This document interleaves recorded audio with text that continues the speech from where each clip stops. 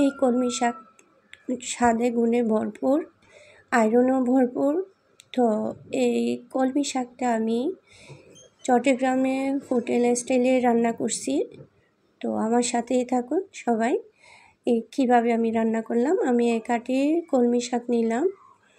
তো কলমি শাকগুলো বেশ ভালোই লাগছিল, অনেকগুলা ছিল 1 আঁটির মধ্যে, একদম ফ্রেশ ছিল। তো আমি কলমি শাকগুলো কেটে নিব, কুচি কুচি করে কেটে তারপর ধুয়ে নিলাম। তো আসলে শাক তো সবাই রান্না করতে পারে, তো আমি আমার মতোই রান্না করে আপনাদের সাথে শেয়ার করব। হোটেলে আমি যেভাবে খাইছি ওইভাবেই আমি আপনাদের সাথে শেয়ার করব। এখন আমি কলমি শাকগুলো সিদ্ধ করে নেব।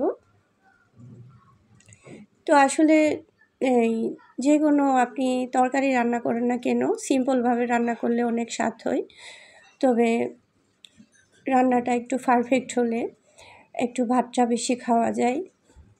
তো আসলে আমার শরীরটা অনেক খারাপ, তা ভয়েস ওভার করতে আমার অনেক কষ্ট হচ্ছে, তারপরেও আপনাদের জন্য করতেছি। আজকে ঈদের দিন থেকে শুরু হয়েছে আমার সর্দি কাশি জ্বর, এখনও ভালো হচ্ছি না। সবাই একটু আমার জন্য দোয়া করবেন। আমি ভালো মতো নেড়ে চেড়ে দিচ্ছি, এখনও সিদ্ধ হয়নি ভালো মতো। তো আধা ঘন্টা পর আমি চলে আসলাম। এখন আমি বেশি করে রসুনের কোয়া দিলাম, 2টা রসুন দিলাম এখানে, আর পেঁয়াজ দিছি, পেঁয়াজ একটা বড় সাইজের, আর 5-6টা শুকনো মরিচ অ্যাড করতেছি। তো আমি সরিষার তেল দিয়ে রান্না করতেছি, আপনারা চাইলে সাদা তেল দিয়ে রান্না করতে পারেন।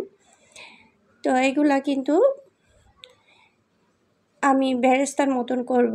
সাধারণত আমরা শাক রান্না করলে একটু কাঁচা অবস্থায় পেঁয়াজ রসুন আমরা দিয়ে দিই, কিন্তু না, হোটেলে যেভাবে রান্না করছে আমি সেম পদ্ধতিতে রান্না করব। আমি এগুলার একটু বেরেস্তা করে নিয়েছি। এই তো শাকগুলা সিদ্ধ করে নিয়েছি, একটা প্লেটে করে রাখছি সিদ্ধ করে। তো বেরেস্তাটা প্রায় হয়ে আসছে। এখন একটু সামান্য পরিমাণ লবণ দিচ্ছি স্বাদ অনুযায়ী। তো এভাবে আসলে রান্না করলে শাক দিয়ে সাদা ভাত দিয়ে আর কিছুই লাগে না, নিমিষে 1 প্লেট ভাত খাওয়া যায়।